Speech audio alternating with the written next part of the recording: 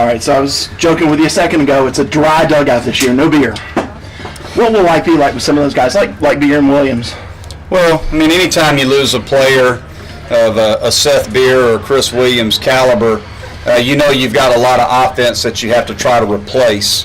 But that happens every year. I mean, every year that I've been coaching, you look and see, you know, we just lost this guy, we lost this guy, we lost 4 guys out of our lineup, we lost our whole weekend rotation. I mean, every year brings different challenges when you're dealing with the draft or you're dealing with graduation. And, you know, for us, we don't really focus, you know, too much on what we lost. It's really not something that I've ever focused on because I think every year is a different year and a different team. So it's really more about embracing the guys that we have here and trying to figure out, you know, who's going to play where, who's going to assume the roles that we have available, where's the competition going to be, and we go from there.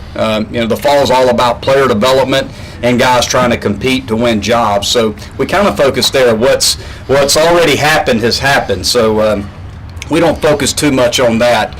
We'd love to have a player like a Seth Beer and a Chris Williams in our lineup, and hopefully some of the guys that we brought in will be able to compete for jobs.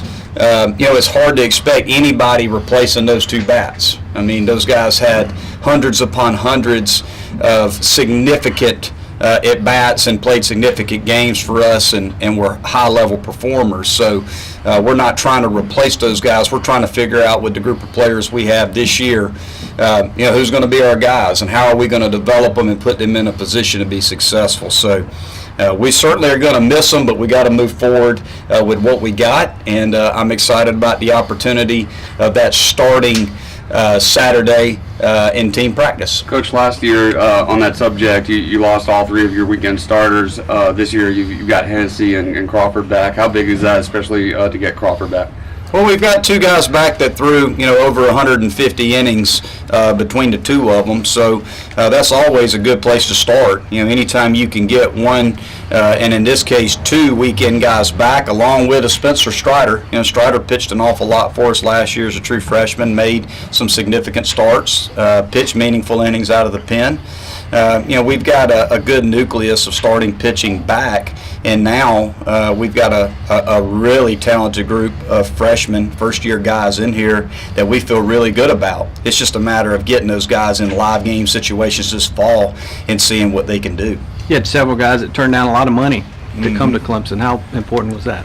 Well, it's really important. I mean, we're very grateful to have the guys show up at school, turn down the opportunities to sign professional contracts. We had a few guys drafted, and we had some guys that walked away from some significant money. So this is a talented group. This freshman group that we brought in is very, very talented. It's probably a little more arm heavy, pitching heavy than it is position player heavy. But we really like what we're seeing out of a number of our first year pitchers and position players. We feel like we're a little more athletic, just watching the guys move around on defense and run around positionally. And I think that this is a pitching staff, this group of newcomers has more projection. They're bigger body guys that I think are going to throw harder. So we really like what we brought in. Coach C, Coach LaCroix, those guys did a really good job of bringing in some high-level talent for us. So we're excited about our newcomers. Coach, you think Sharp has a pretty good chance of being a two-way player for you, and you think we'll see more of that from Weatherly as well? It's a good question. We're going to give Sharp every opportunity to be a two-way player. We're also giving Justin Robleski, another true freshman, who's a really good athlete, a left-handed hitter, outfielder. We're giving him a chance to do both as well. Weatherly, we're just going to have him focus on pitching, and that was a decision that he made over the course of this summer. Just felt like trying to do both was probably taken away from both, and wanted to focus on pitching. He feels like his future is going to be more on the mound, and we had that discussion before the school year started that he just wanted to come back as a pitcher and focus strictly on pitching, and so far he's looked really good doing that. Helps to have somebody like Logan to build an offense around who's a potential player of the year candidate nationally. Well, you got a guy in Logan Davidson that's going into his third year in the program's played every day at shortstop. We all know how important the shortstop position is on the field in terms of leadership. He's a plus defender, and he's above average hitter, and he's a really good athlete, and he's a tremendous leader. So anytime you can return a guy in a key position like shortstop in Logan Davidson, you feel really good about it. And there's a number of other guys. You got Kyle Wilkie, who's in his third year in the program, was an all-ACC guy last year. You got Jordan Greenback, who's played an awful lot of baseball here and looks really good right now. You got Grayson Bird, and Birdie's healthy right now. Another guy that's had 2 full years of playing every day in our program. So we got 4 guys back that played every day for us last year, from last year's team, and a couple of those guys played multiple years for us. So we got a good nucleus. It's just a matter, again, of the guys like the Sam Halls and the Bryce Teodosios and the Kier Merediths. You look at those 3 guys that played some as freshmen, had some injuries. 2 of the 3 had some injuries. But can those guys make that next step? And if they can, then we have a chance to be a pretty good ball club. Grayson get a shot at third? Yeah, we're going to play Birdie over at third base. I've got him playing some at first as well.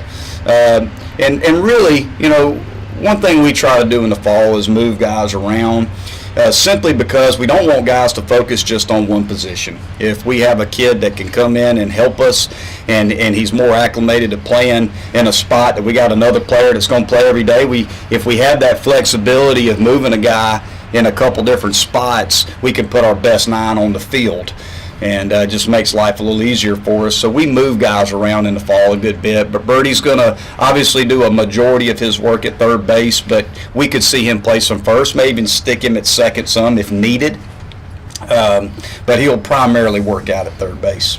You got to feel real good about your outfield defensively with what you got coming. Yeah, I think so. I mean, again, you got T.O. back. T.O., I don't know if there's a better center fielder out there than Bryce Teodosio, and he had an unbelievable summer. Played in Waynesboro this summer, had a big summer. He's bigger and he's faster and he's stronger than he was last year. I mean, he looks really good right now running around. Kier, we're going to be cautious with Kier. Kier's been banged up a good bit in his time here, so we just want to try to do everything we can to keep Kier healthy. So we'll be a little careful with him in the fall. Probably won't have him run full speed until he's ready, but he will play. And then you got Sam Hall, kind of the jack of all trades, the super utility guy who can play pretty much, everywhere and anywhere needed. So Sam's going to move around. And then we got guys like Matt Cooper. Cooper went out and played this summer, can play some corner outfield, maybe some first base too. We got a newcomer in Michael Green who has looked really good. Transfer from Florence Darlington, who is very athletic, left-handed hitter, above average runner. You could see him get some work in center field and some inner squads as well. Chad Ferry's another freshman that I'm really high on. Corner infielder, corner outfielder that can swing the bat. Got a chance to be a big-time bat. So we feel like we've got a good nucleus of guys coming back in the outfield, and we got some newcomers that are going to compete for some jobs as well. Like the rules change with the being able to play a couple of scrimmages? And yeah, we're really against somebody else. We're really excited about the opportunity to play a couple scrimmages this fall. We're going to play, I believe it's October the 14th against Georgia Southern. We're going to play Georgia Southern down in Augusta at the Pro Park. So we're excited about that opportunity, and then we're going to play late in the fall. I believe it's October 27th or 28th, whatever that Sunday is. We're going to play Coastal Carolina here. So, it's going to be fun for the guys to be able to play against somebody else. I think sometimes for the players, the monotony of inter-squadding and the only people we get to play is each other throughout the whole 45-day window of fall practice, it can get a little boring to them. It's not boring to me. I like to watch our guys play and compete. I don't care who it is, if it's an inter squad or we're playing somebody else. But I think the excitement of being able to play somebody else is going to be good. We're going to get to see some guys really compete in that environment before we get to the spring. So I think it'll tell us a little bit more about some of our guys. Coach Wilkie had such a breakout season last year, led your team in average. How important was it to get him back, not only offensively but behind the plate? Well, we all know that Kyle's an above-average defender behind the plate, and every pitcher on this staff is going to be very comfortable with Kyle behind the plate. What Kyle did offensively is pretty remarkable. The progression that he made from his first year to his second year. He was our best hitter with runners in scoring position. So, anytime you get a guy back, regardless of his position, that hits like that with runners in scoring position, if we can put some guys on, get some guys on base in front of him, he's going to have a chance to have a big year. So we feel very good about having Kyle back, and we got another catcher named Adam Hackenberg in here too, who, folks, I'm here to tell you is one of the most talented catchers I've ever had. I mean, he's big, he's strong, he's athletic, he's got power, he can catch, he can really throw. He's going to be a big-time player for us. It's just a matter of trying to fit both of those guys in behind the plate and keep their bats in the lineup. So it's going to create a good problem for me. But Hackenberg's very, very good and is going to continue to push Kyle, which is a good thing. But we feel very good about Kyle, feel really good about Adam behind the plate, feel like we got two guys that are going to be very good for us. Monte, it's obvious that fall ball is the time for you to evaluate players you already have and see how the new guys acclimate to the system and the team. What are you and your goals overall, coaches, for fall ball at the end? I keep it pretty simple. I really do. We're just looking for guys on the position player end that make the routine play, that run the bases the right way, and put together quality at bats. Quality at bats is a huge, huge focus for us. So I chart every at bat and quantify it as a quality at bat or not. Another thing that we look for, or is going to be a big focus for us this fall, is swing decisions. How many times our guys are swinging at strikes and how many times they're laying off of balls. So we want our guys to compete in the strike zone, and it's a similar concept on the flip side of that, pitching wise. We're going to pitch to guys that pound the strike zone. I think if you look in the last 3 years, the guys that pitch for us are guys that really fill up the strike zone and throw a